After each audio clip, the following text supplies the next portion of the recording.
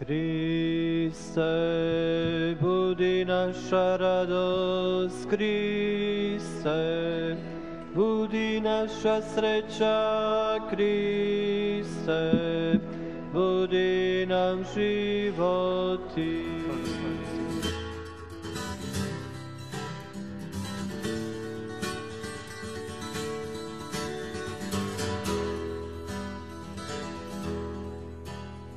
I awoke to hear the jailer turn the key and push the door.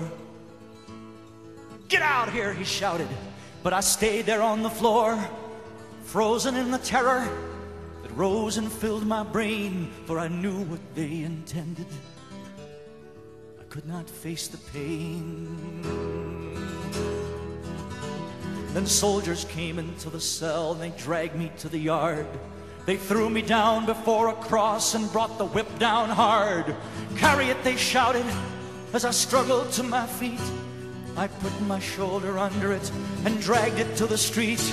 I stumbled through a wall of screams as they drove me through the gate.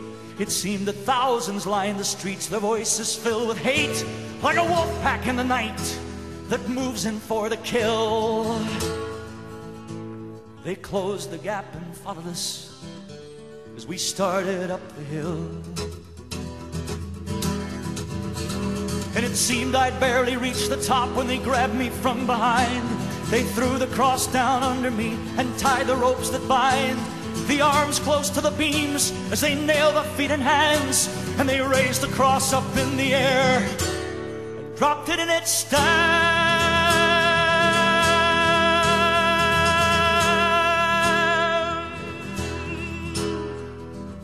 Through a blur of pain, I saw the cross there next to mine. There were people all around it, so I looked to read the sign. It was nailed there up above his head so the world could see the news that the man who seemed so helpless there was the King of all the Jews. And the crowd that stood around his cross made jokes about his name. They shouted, laughed, and spat on him, so I joined in the game. I said, "Hey, if you're the King, why don't you get us down from here?" But the taunt just sounded hollow. It echoed in my ears, 'cause he looked at me with eyes that seemed to reach into my heart. They shone a light on all my lies and tore my life apart. There was more that lay behind that gaze than simply blood and clay. But knowing was too much for me. I had to look away. I chanced another look at him while he was looking down, where the soldiers who just crucified us drank there on the ground. And although he spoke them quietly, somehow his words came through. He said, "Father, please forgive them. They don't know what they do." Then, as if they'd heard him speaking, the crowd began to roar, whipped to frenzy by the priests who urged them on to more. But the worse the accusations, now the plainer I could see the guilt of the accusers, not the one there next to me. But the man upon the other cross began to curse and swear, and his voice was filled with venom as he hurled it through the air. All the horror that was in him and had laid his life to waste came out in every syllable he flung in Jesus' face.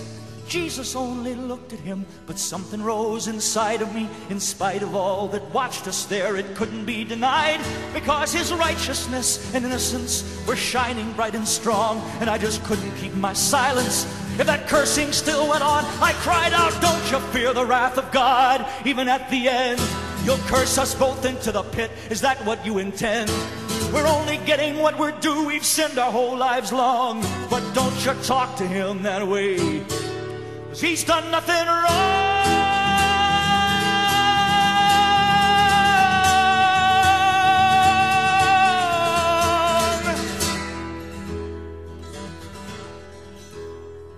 And then with all my courage, in a voice not quite my own, I asked him, Lord, remember me when you come into your throne.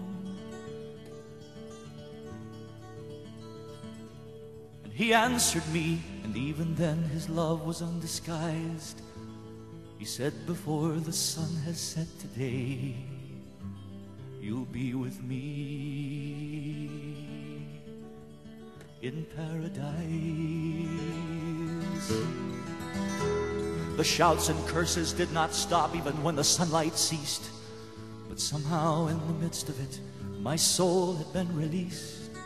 And though the agony continued, it was still too small a price to be allowed to hear those words and to die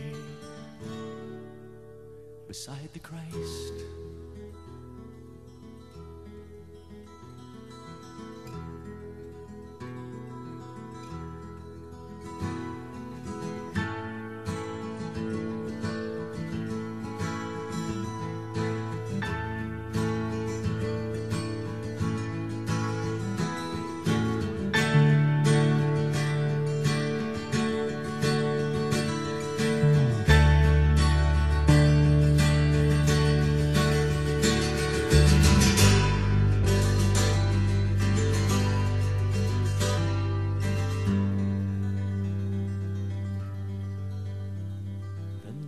Changed to dawning.